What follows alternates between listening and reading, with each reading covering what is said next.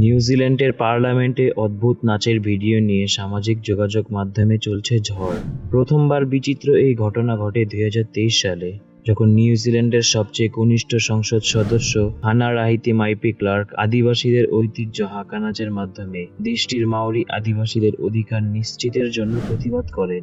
সম্প্রতি এই সংসদ সদস্যই আবারও নিউজিল্যান্ডের পার্লামেন্টে স্বাভাবিক কার্যক্রম আটকে দেন হাকা নাচের মাধ্যমে। এবার তার প্রতিবাদ ছিল আদিবাসীদের নিয়ে দেশটিতে পাশ হতে যাওয়া নতুন এক আইনের বিরুদ্ধে। তবে অনেকেরই প্রশ্ন, এই অদ্ভুত এই হাকা নাচের অর্থ ও রহস্য কি, আর প্রতিবাদের জন্যই কেন এই হাকা নাচের ব্যবহার করা হয়, কেন এটি মাওরি জাতির জন্য এতটা গুরুত্বপূর্ণ। আসুন মাওরি জাতি এবং তাদের ঐতিহ্যের গভীরে গিয়ে এর ইতিহাস জেনে আসি। সুপ্রিয় দর্শক, ভিডিওটি শেষ পর্যন্ত দেখুন। হাকা শব্দটি মানে হলো প্রাণের নৃত্য। এই নাচ প্রথমে যুদ্ধের আগে সৈনিকদের শক্তি ও সাহস বাড়ানোর জন্য ব্যবহার করা হতো।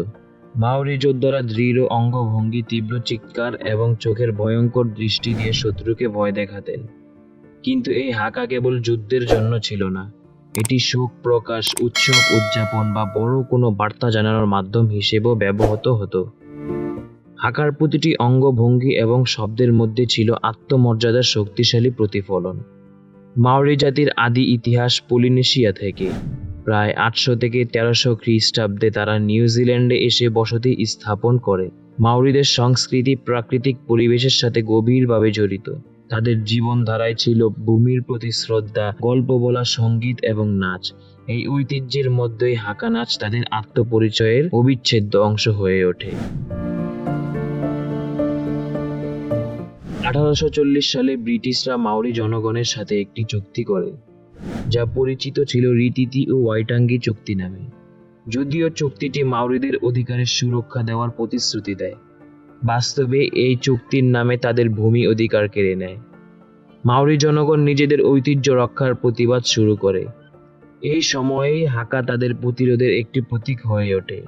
এটি শুধুমাত্র সংস্কৃতির নয়, বরং অধিকার রক্ষার লড়াইয়ের প্রতিচ্ছবি। আজকের দিনে হাকা কেবল মাওরি জাতির মধ্যে সীমাবদ্ধ নয়, এটি নিউজিল্যান্ডের জাতীয় পরিচয়ের অংশ।